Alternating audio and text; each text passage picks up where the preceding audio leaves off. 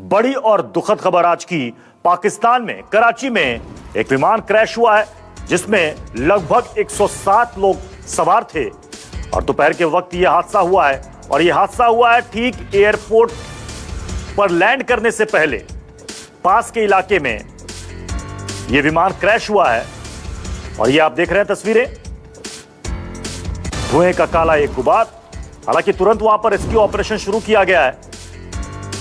1 बजे के आसपास ये विमान लाहौर से उड़ा था और इसे लगभग 3 बजे के आसपास इसे लैंड करना था।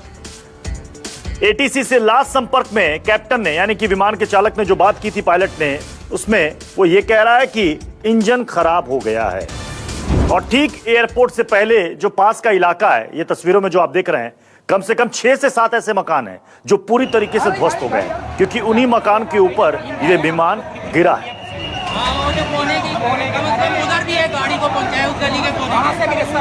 न्यूज़ 24 के पास विमान के पायलट और एटीसी यानी कि एयर ट्रैफिक कंट्रोल के बीच आखिरी बातचीत का वो ऑडियो सामने आया है। इस ऑडियो में कैप्टन एटीसी को बता रहा है कि इंजन फेल हो गया है।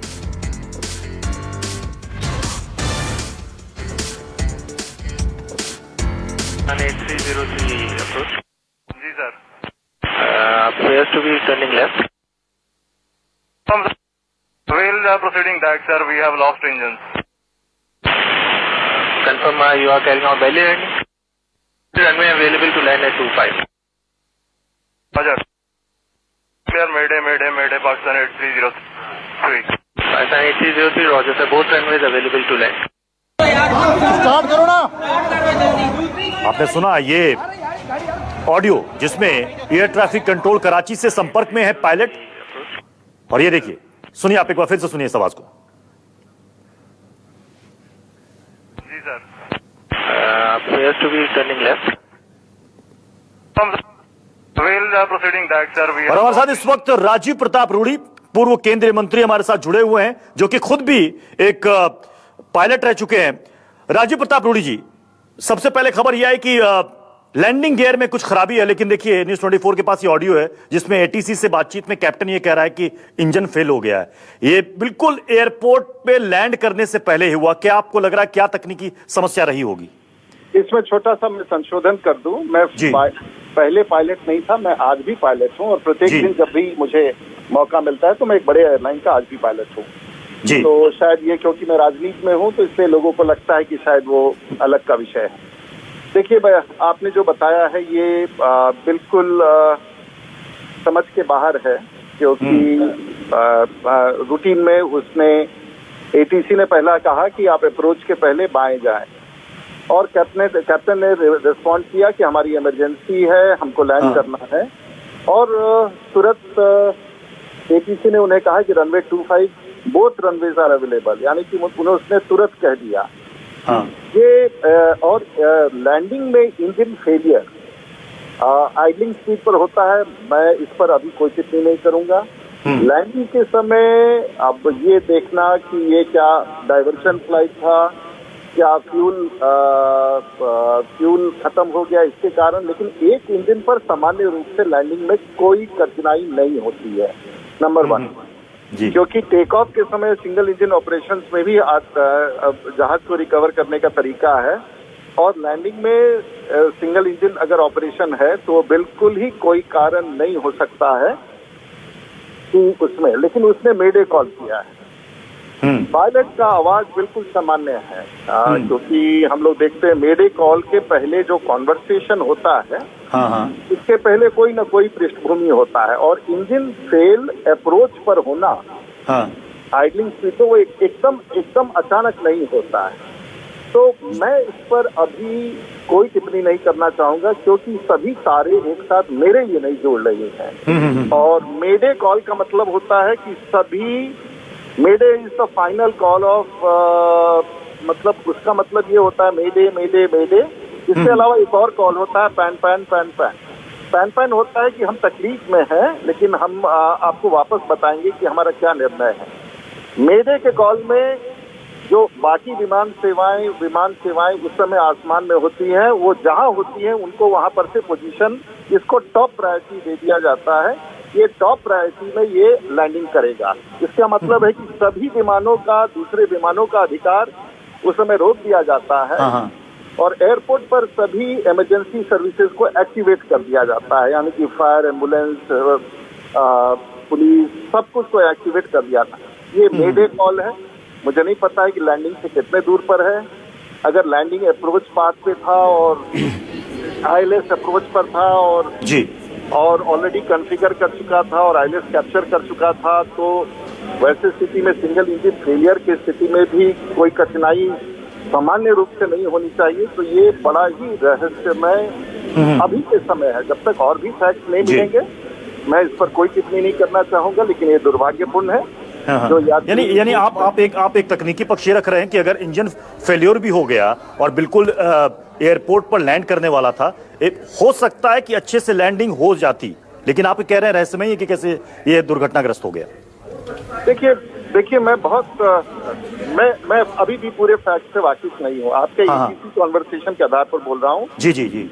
और मैं उस आधार पर बोल रहा हूँ, सिंगल इंजन अगर टेक ऑफ में भी अगर फेल होता है तो जहाज अपने उड़ करके वापस हवाई अड्डे पर लौट सकता है या दूसरे गंतव्य स्थान पर भी जा सकता है। एक इंजन भी पर्याप्त है जहाज को एक बिंदु से दूसरे बिंदु तक पहुंचाने के लिए। आप नोट कर लें। जी। और आगमन पर जब वो ऑलरेडी कमिटेड है लैंड करने के लिए और उसने मेडे डिक्लेयर कर दिया है और कैप्टन कह रहा है कि मेरा इंजन फेलियर है, सिंगल इंजन फेलियर है, डबल इंजन फेलियर है, और ये दोनों जानना वो सिंगल इंजन और डबल इंजन फेलियर का कोई चांस नहीं होता है। अगर फ्यूल शॉर्टेज है तो ये सब कोई विषय भी क्लियर नहीं है। जी। अगर आप तथ्य अगर हम लोग जैसे ये डेवलप कर रहा है तभी कुछ कनेक्ट। जी देखिए, आप इस तकनीकी पक्ष को बहुत अच्छे से इसलिए समझा पा रहे हैं क्योंकि आप खुद भी एक पायलट हैं। हमारे साथ हमारे डिप्टी एडिटर संजीव त्रिवेदी भी इस पर जुड़े हुए हैं। संजीव कुछ सवाल करना चाहते हैं। संजीव। राजीव जी, आपको राजनीतिक के रूप में कवर किया है और साथ ही साथ आपके इस नए ज्ञान को, नई विधा को भी हम लोगों ने बहुत करीब से परखा है और इस बात को आपसे समझना बहुत महत्वपूर्ण हो जाता है कि आखिरी वक्त पर जो बातचीत है उसमें जो बातें आ रही हैं उसके अलावा जो जानकारी आई है उसमें कहते हैं राजीव जी कि 3.2 माइल्स दूर था एयरपोर्ट। अब ये क्या 3.2 माइल्स दूर क्या फ्लोट करके जा सकता था, पहली बात। और दूसरी बात कही जा रही है कि इंजन लॉक हो गए, इसके क्या मायने हैं राजीव जी? देखिए, अगर 3.25 किलोमीटर आप अप्रोच पाथ पर, इसका मतलब है वो आईएलएस और ग्लाइड स्कोप उसने कैप्चर कर लिया है और वो प्रोफाइल पर है। इसमें कोई कंफ्यूजन नहीं होगा। मैं भी चार्ट निकाल के देख रहा हूँ इस्लामाबाद का, तो वो कमिटेड लैंडिंग है। एक इंजन फेल कर जाए, अगर वो एक इंजन फेल कर जाए कोई प्रॉब्लम नहीं है, वो आसानी से उतर सकता है सिंगल इंजन आउट में। दोनों इंजन फेल कर जाए इसकी संभावनाएं बहुत कम होती है क्योंकि आपका इंजन आइडल स्विच पर हो जाता है, यानी कि आप पावर कट कर चुके हैं। जब आप ऊंचाई से नीचे आते हैं तो आपने लगभग पावर को 0-10% पर कर देते हैं और उसमें इंजन में इतनी ताकत होती है, फिर अपनी वेलोसिटी, काइनेटिक एनर्जी होता है कि विमान को आपको नीचे लाने के लिए, पता नहीं ये 320 नियो था या क्या था, मैं अभी देख नहीं पाया हूँ। जी। जहाज को आसमान से नीचे। राजीव जी आप एक बार फिर से उस ऑडियो को सुन लीजिए जो कैप्टन और एटीसी के बीच बातचीत हुई है। 8303 अप्रोच। जी sir. Appears to be turning left. We'll proceeding back, sir. We have lost engines. Confirm you are carrying out belly landing. Runway available to land at 25. Roger. Clear, Mayday, Pakistan 8303. Pakistan 8303, Roger sir. Both runways available to land. Rajiv ji, कुछ समझ में आया आपको ये जो last की बातचीत है?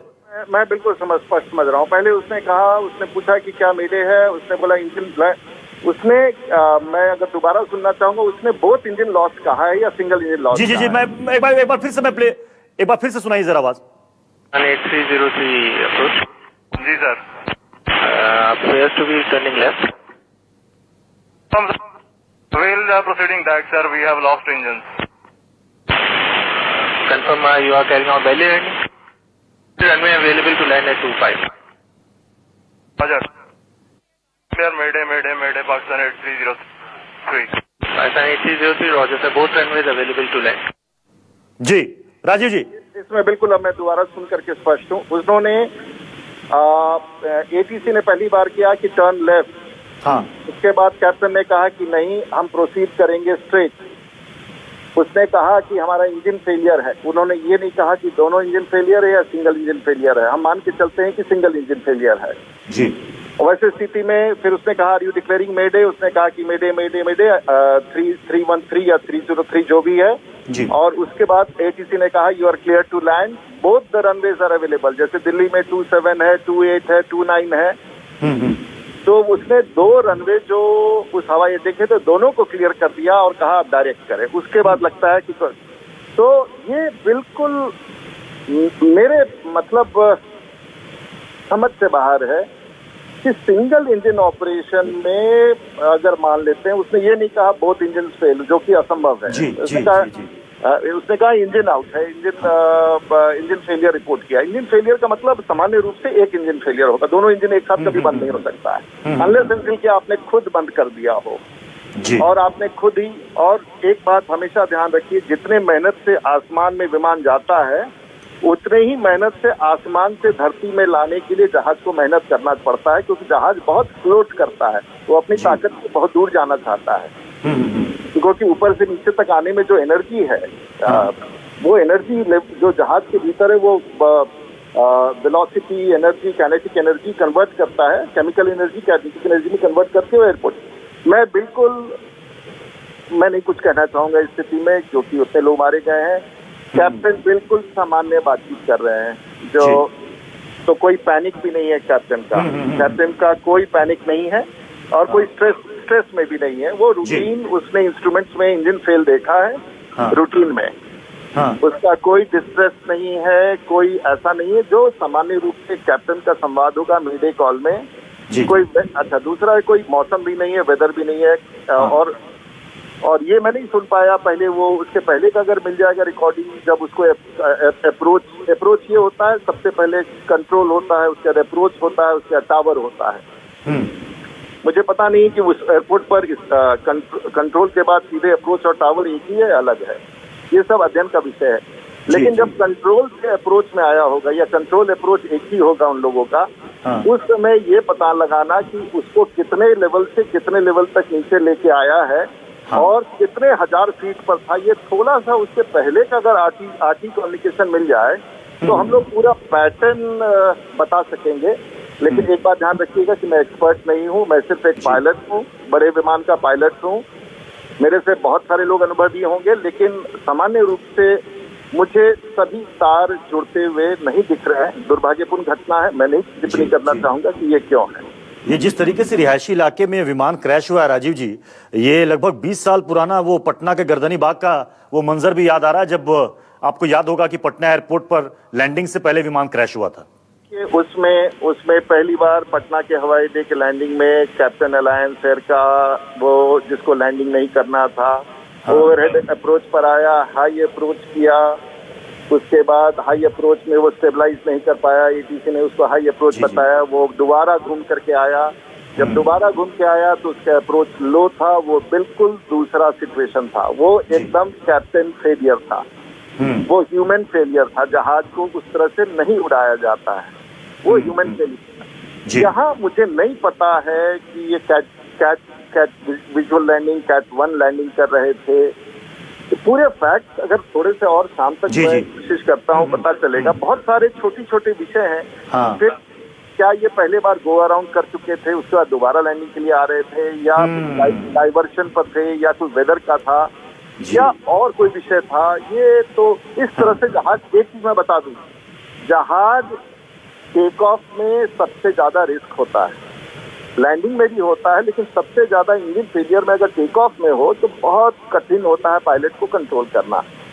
Landing is a controlled crash. Okay जी। तो वहां आने पर अब 3 mile engine, single engine, flight slope पर अब तो हम नहीं समझ सकते हैं कि इसमें क्या हो सकता है। संजीव आप सवाल करना चाह रहे हैं? संजीव जी हाँ, वही जो आखिरी लाइन राजीव जी ने कही, क्या 3 माइल अपने थ्रस्ट के साथ फ्लोट करता हुआ वो लैंड कर सकता था? ये बहुत समझना जरूरी है राजीव जी। देखिए, मैं फिर इसका एग्जैक्ट कैलिब्रेशन क्या है, कितने किलोमीटर पर है, और सिंगल इंजन में अगर है तो सिंगल इंजन दुनिया भर में, पहले आपको याद हो बड़े विमानों में 4 इंजन होते थे, क्योंकि उनको लगता था कि अटलांटिक पार करना है, यूरोप से अमेरिका जाना है, तो अगर समुद्र के ऊपर इंजन फेल हो गया। अब औसतन सभी विमान है, चाहे 777 हो या 350 हो, ये सिर्फ 2 इंजन ही पर चलते हैं, और एक इंजन भी पर्याप्त है, सेकेंड इंजन बोनस है, लेकिन दोनों साथ चलते हैं।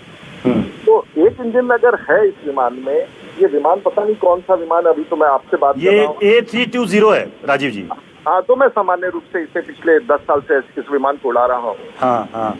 तो इसमें तो मैं नहीं समझ पा रहा हूँ, ये कठिन है कहना कि वो सीक्वेंस मुझे मैच करता हुआ नहीं मिल रहा है। इस A320 विमान आप काफी सालों से उड़ा भी रहे हैं, ये इसमें अगर सिंगल इंजन, जो बार बार आप कह रहे हैं कि डबल इंजन फेलियर होने का चांसेस नहीं है, संभावनाएं नहीं है, फिर आप कह रहे हैं कि अगर सिंगल इंजन है तो लैंडिंग में इतनी दिक्कत नहीं होनी चाहिए थी, जबकि वो एयरपोर्ट के बिल्कुल नजदीक था। एकदम, मतलब ये एक पजल है जो मैं कोई कमेंट नहीं करूंगा, बट ये पजल एक पजल है। अभी मैं, अगर आप लोग 15 मिनट आधे घंटे के बाद अगर हमसे कनेक्ट करेंगे तो शायद मैं कुछ और जानकारी जरूर जरूर बहुत बहुत शुक्रिया, बहुत बहुत शुक्रिया राजीव प्रताप रूडी, हमसे जुड़ने के लिए, हमें समय देने के लिए और इतने अच्छे तरीके से इन तकनीकी पहलुओं को समझाने के लिए। राजीव प्रताप रूडी जो कि खुद भी एक पायलट हैं, और A320 जो विमान है पाकिस्तान इंटरनेशनल एयरलाइंस का, जो कि इस हादसे का शिकार हुआ है, इसको ये राजीव प्रताप रूडी इस विमान को A320, कई कंट्रीज में भी ये विमान है, तो इसको ये उड़ाते रहे हैं। ये कह रहे हैं कि सिंगल इंजन अगर फेल्योर है तब भी आप लैंड कर सकते हैं। अब ये कह रहे हैं कि अब बाकी सारी चीजों को भी देखना पड़ेगा कि क्या वजह रही कि विमान लैंड नहीं हो पाया, उससे पहले ही क्रैश हो गया। Confirm you are carrying out belly landing, runway available to land at 25।